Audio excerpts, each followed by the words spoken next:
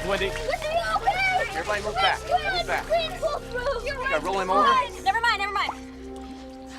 Come on, Switz. Come on.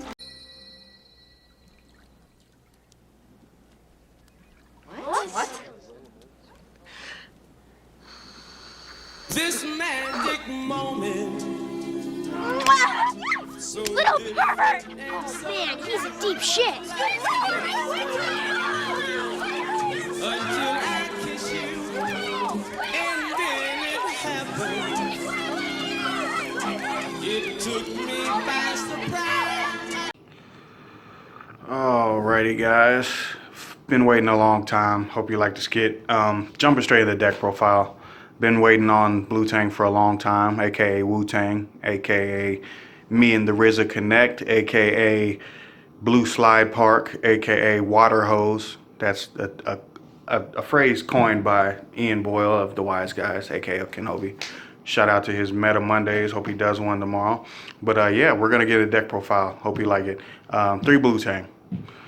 Finally. It took a long time. They kind of separated the set out. They didn't need to do that, but we got the money secret. She's worth a lot of money right now. I think the sneak price was actually like 45, 50 bucks. Got 3 of her quickly. Love it. Best starter in the game right now, honestly. She can even add herself off of her Rapata duality effect when she leaves the field.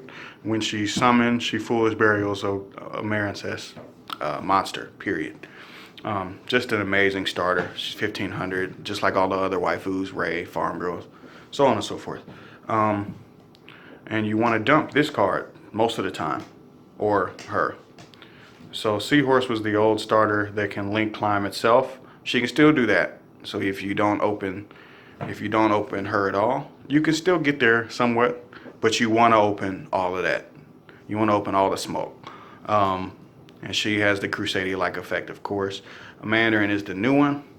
Mandarin is the tiny one that special summons herself from the hand or the grave. Remember that, from the grave as well. And the hand as well.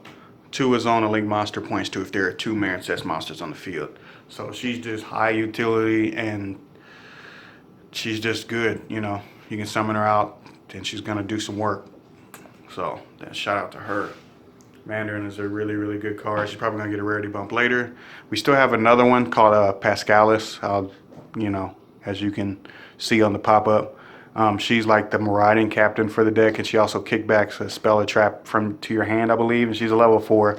So she's gonna open up another like toolbox for the deck. However, she isn't out yet. She'll probably have to be out in the special edition or the next set, which is Ignition Assault. 3 of them things. Swap Frog. Swap Frog is good. You can kind of mix some stuff around. You can play the Striker engine as well, and I'll talk about that later. I may even do that in another deck profile. But Swap Frog is dumb. If it's going off a lot. Also, I have some tech cards off to the side that I'm going to talk about after the deck profile. Shout out to the Swap Frogs though. They're good. The ratio is kind of weird, but 1-on-1. You could also do 2 of these and none of these. You could do 2 of these and 2 of these, but then, you know, the math gets kind of silly, and I don't really like that. This actually works, and I feel like I don't care that much about Desires banishing like these, really, because sometimes you just need the water extender, and sometimes you're gonna kind of get there because it's kind of is like a pseudo water extender. With or without these, it's an extender, but obviously you want these, and you hope you don't banish them. If you're really scared to banish them, then you just like play like 2 of him and then 1 of these. You know, it's subjective. It can be 3-1-1, it can be 3-2-2, it can be 3-2-1. You know, like I could talk about that forever, but as long as you play 3 of these, you're good. That's enough talking about that. And 3 of them things are the Ash Blossom. Forehead Girl is just the best hand trap. She acts like by the numbers. I think it's impermanence in her and in everybody else. So, you know, it is what it is with that. Now, getting into the spells, we got 3 Signet Minings. Adagnister is going to be a deck. This deck is a deck. It's going to be on your radar. Salamangreat is still on your radar, and it's a top 3 meta deck. I'm just saying, if they don't reprint this, it's only going to go up.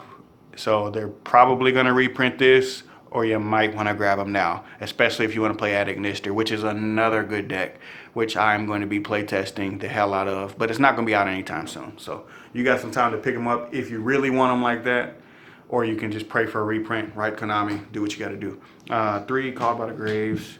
I think you got to play them. I don't even think it's a question. 3, Cosmic Cyclones. This is just me, my locals. It's a lot of Salads, a lot of Orcus, a lot of back row heavy decks. I want some kind of back row removal in my main.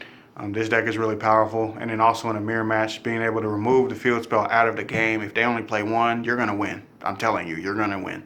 Like, the mirror match of this deck is actually a lot of chess, but this like takes the chess out of the equation and it makes it NBA Jam. So, you know, it is what it is with that. Battle Ocean, I'm playing 2. Some people play 1. I feel like if you banish 1 off Desires, you're dead. And then it's not quite the same as Salamangreat Sanctuary. So this deck is very similar to Salamangreat. Yes, it's like the crypt version of no, I'm not throwing up no C's. I'm not gangbanging. But this is like the blue version, the crypt version of Salamangreat, sure. But this isn't the same logic as like Balinx and Sanctuary. This card does a lot of stuff, and it's really important to your board. Whereas Sanctuary, once you set up like that, and once Wolf has some stuff and there's some resources in your grave, you don't need Sanctuary as much. You still want it, but you don't need it as much. Plus, Salamangreat makes you worry about other cards. Whereas this deck doesn't make you worry about other cards, just the Link being untouchable, and this becomes public enemy number 1. So I feel like you gotta play 2 just because it's an enemy to the state of the person you're playing against. Pop this card, don't pop something else. You're only gonna embarrass yourself, trust me. Especially if you make it unaffected. 2 Desires, Desires is Desires. There's nothing to really talk about with that. It helps you out of bricks. 2 is the correct number. I don't like 3 and I don't like 1 because I want to see more cards, especially if I set up and I can just draw more cards like Marincess Wave, Strike, the card that I'm playing, Impermanence, more hand traps. You know, you never know. And then Foolish and Upstart.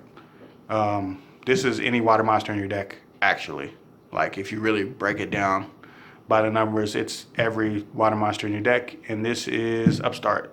So let's say you start off without Blue Tang. You can Foolish Burial the Blue Tang, summon a Seahorse, and then Blue Slug, kick back the Blue Tang, you know, or put it in your graveyard to summon it back with Anemone, special summon. And then Blue Tang gets her effect when she's normal or special, which is her. When she's normal or special, as you can probably see right there if it focuses right. So that's why Foolish Burial is interesting. And then Upstart is just consistency. Get in the traps. So Marincess Wave, little bit of strategy. When you go second, I don't think this card is quite as good. The card is dumb. The card is Ego Booster. The card is Impermanence. If you have a Link 3 or higher, it comes flying out of your hand. But while the card is extraordinarily powerful, when you go second, it literally is relying completely on being able to play. And if you cannot play at all, then how good is this card really? This card is insane when you go first. When you don't go first, nah, you know, it kind of is what it is. However, against like Thunder Dragon, I actually think of the top 3 meta decks, I think Thunder Dragon is actually easy to beat. Just me. This is just my opinion. Because literally, like online, I have like waved a Titan, and then I'll Marbled Rock, which is the Link 3. Kick this back of my hand, turn off a Colossus, you know, you can do just a lot of cool stuff with this card, and it's the deck's archetypal Impermanence, which is a good card. The deck's definitely going to get more stuff later on down the line, so I love this deck. I recommend this deck to anybody. Impermanence, it's just a good card. Impermanence is a good card, period.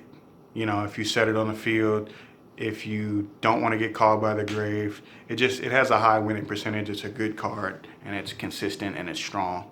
And I want to see it as often as possible, so I'm playing 3. There's no real answer to Impermanence either. Solemn Strike, these can be a lot of different things. I tried these today, didn't really like it. I want to be able to protect my board state a little bit more. I think Dinomyscus is a cool card. I want to try Solemn Judgment. Might be Solemn Judgment. It could be a Floodgate, but I don't like playing Floodgates. I like outplaying my opponent, to be honest. So it is what it is with that. Just and also any of these tech cards that I mentioned. Remember those Solemn Strikes is those are open slots really. The irrelevant side really. These don't really like matter. I think these guys are really good. I think you kind of got to play that. I don't know. That's just I don't know. I think you have to play back row removal, definitely. The rest of the stuff is kind of messing around with stuff. I was just trying stuff out today, so you know, don't worry too much about this side deck. You know, it's just cards, so move. So the extra is the interesting part of the deck. Wonderheart is the big homie. She's the one that came out of special edition. She special summon stuff. She's really, really huge. She can get up to like 4,400, untouchable, unaffected. However, the issue is that this card is in a resource game. If we're doing parallels between Salamangreat and this deck, this is like more like the Sunlight Wolf, as she recurs resources back in your hand. On top of this card, recurring resources back to your hand. So, yeah, with this being the best like link, or it's really the best water link monster in the game, period. It's one of the best extra deck water monsters, period. Besides Mudragon, shout out to Mudragon. But being able to have these cards facilitate resources, you can sometimes get this card with this card as an equip material off of the field spell. That's when you have an extra water extender. And I can also do a combo video. So shout out, leave it down in the comments. If you want to see a combo video, I got you. I don't know what people really want to see, but I definitely want to get this out there as quick as possible. These cards are all the most important cards to everything. And you can really jump straight to this card without a normal summon. You can get there, trust me. And then Swap Frog, it can summon back Swap Frog, and that's the dumbest part about Anemone.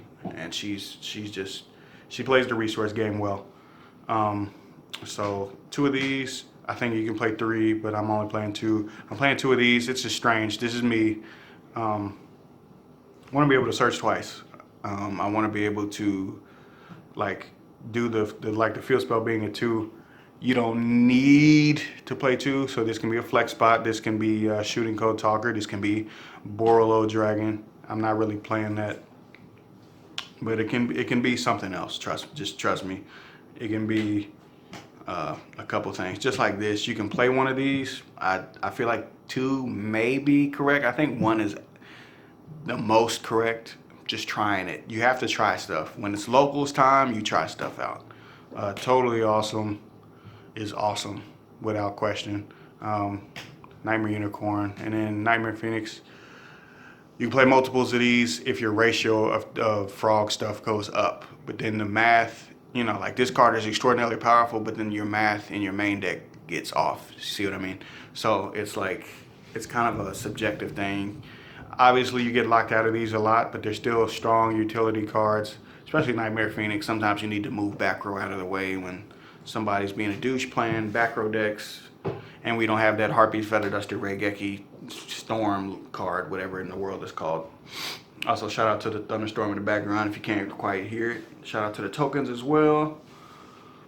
You know, I got a lot of cool tokens. Shout out to the Wise Guys token. Get yourself one. Shout out to Umbreon too. It's the homie.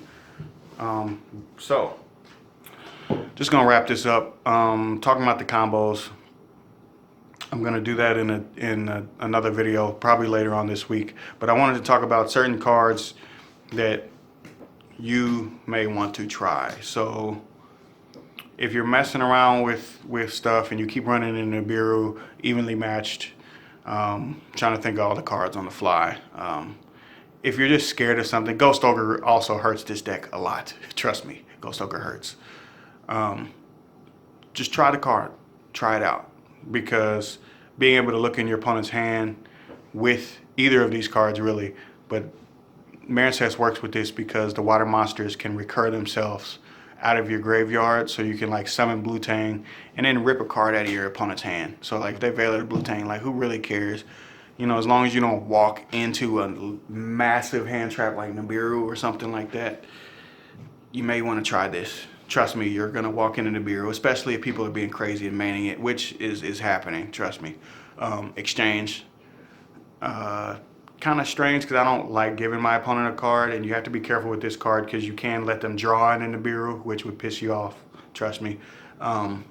Exchange is a little bit less risky, but you also are giving them a card and you're not getting it back, and you're not even getting the math behind the deck. And then you got stuff like Solemn, White Howling. If you have a lot of Sky Striker and spell heavy decks around you and you think you can catch them with it, catch them with it. But this card is susceptible to evenly, and you can't really get it off the way that you want it. Trust me. The card is nuts, and this is a water deck, yes, but you know it is what it is with that. As I mentioned earlier, the Striker engine. Ignore this.